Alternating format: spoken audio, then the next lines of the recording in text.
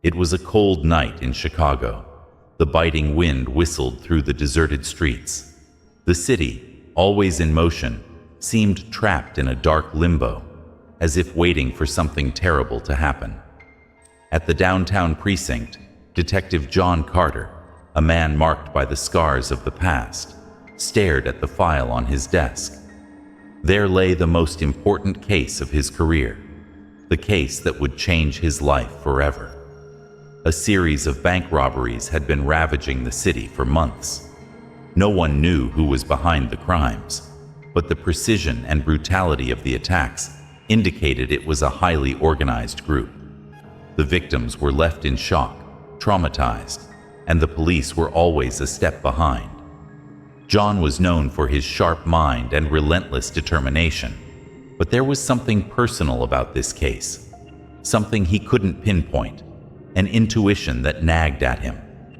Perhaps it was the modus operandi of the gang's leader, Reaper, always one step ahead, always disappearing before the police arrived. That night, he received an anonymous phone call. A raspy, anguished female voice gave the location of a hideout. John knew it could be a trap, but he didn't have time to hesitate. He drove at high speed through the shadowy streets to an old abandoned factory on the outskirts of the city. Upon arrival, he found the place shrouded in silence, except for a faint breath he heard from a broken window.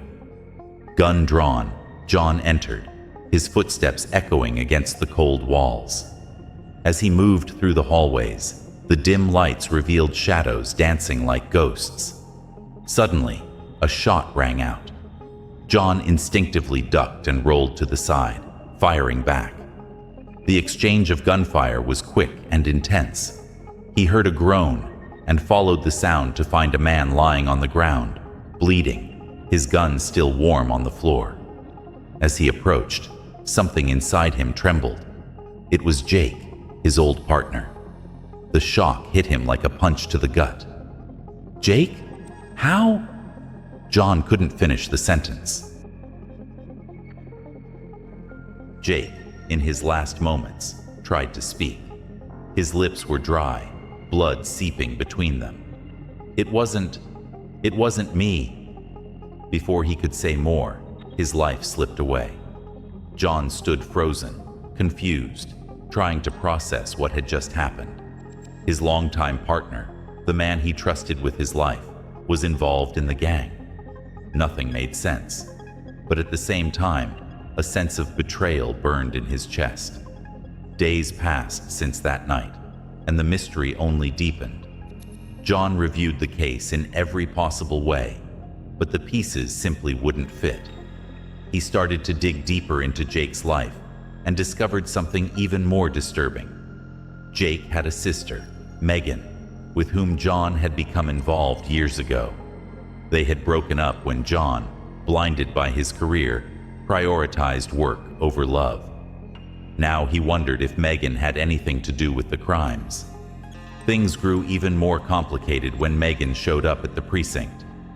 Her eyes were swollen from crying, but there was a rage controlled behind her tears.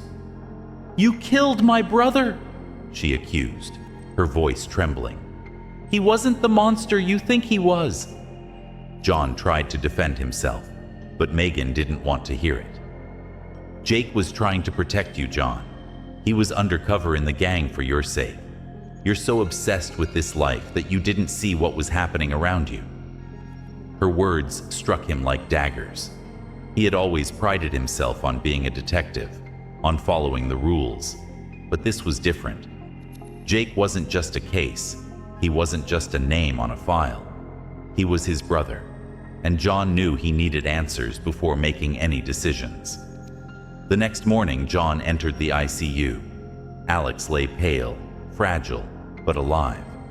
When Alex's eyes opened, there was a moment of recognition, followed by a look of disdain. The resentment of years was still there, pulsing.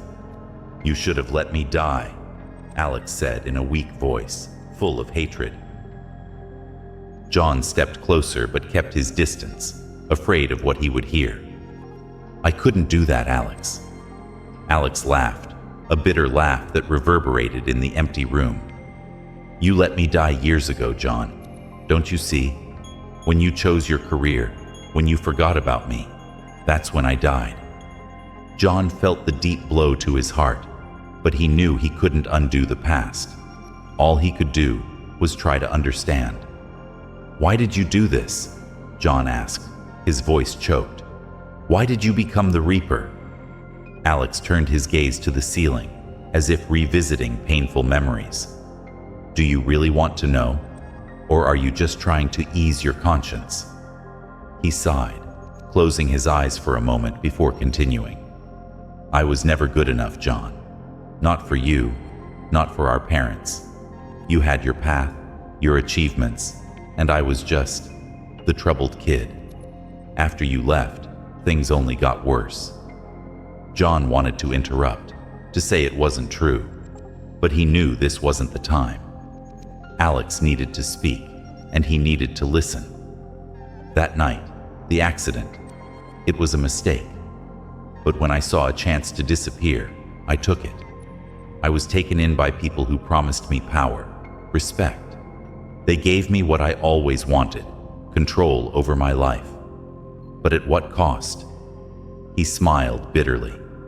"I became what you hunt, a ghost, a shadow." John felt tears burning in his eyes but refused to let them fall. Alex wasn't the only one who had suffered. They had both been shaped by an unforgiving system, by wrong choices, by a life that forced them down opposite paths. "And now? What do I do, Alex? How do I fix this?" John asked, almost pleading. Alex looked directly into John's eyes, his expression empty. "You don't fix it. Some things are irreparable, brother." The weight of Alex's words was crushing. John knew that Alex's fate was no longer in his hands. He would be tried, convicted, and spend the rest of his days behind bars. But the true sentence had already been handed down years ago, when both chose their paths. When John left the hospital that night, he knew his life would never be the same. What remained of his family was shattered, and the scar of that betrayal would never fully heal. Megan distanced herself, unable to forgive him for what happened to Jake and Alex. And John, the relentless detective, realized that no matter how hard he tried, some shadows were impossible to escape. The hospital was lit up, but John felt trapped in a dark, endless tunnel. He sat in the waiting room, staring at the floor as if searching for answers he would never find. Megan was beside him, her trembling hands clutching an untouched cup of coffee. The situation was so surreal that the two, once close, were now just two lost souls in the same nightmare. Alex was in surgery. The bullet had not been fatal, but there was extensive damage. The medical team was doing everything they could, while John and Megan lived through the torment of waiting. Each second was torture, where words couldn't fill the growing void. "Will he survive?" Megan asked quietly, almost as if speaking to herself. John didn't know. For the first time, the detective who always had answers felt completely powerless. The weight of his mistake grew heavier with each beat of his heart. If Alex survived, he would be arrested and tried for all the crimes he committed. If he died, John would forever carry the guilt of having failed him, not just as a police officer, but as a brother. "Honestly, I don't know, Megan," he said, his voice hoarse with exhaustion and remorse. I didn't know he was alive." She looked at him, her eyes red from unshed tears, and there was something deeper there.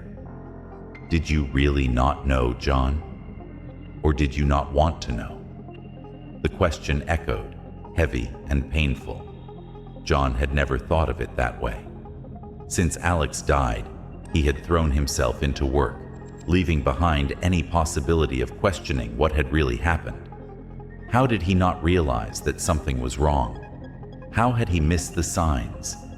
The cruel truth was that deep down, He had abandoned Alex long before his supposed death. Before he could respond, the surgery door swung open.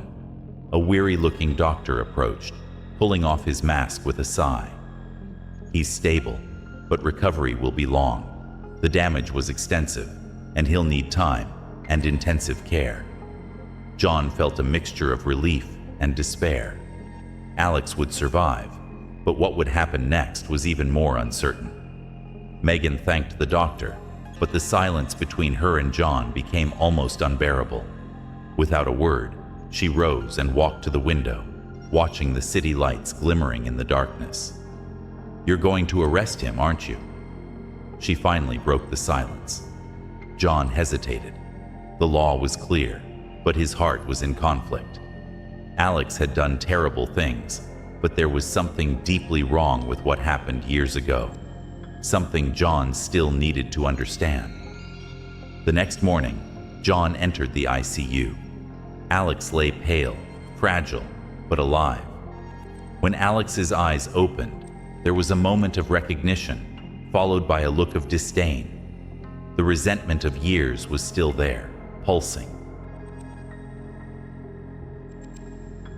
"You should have let me die," Alex said in a weak voice.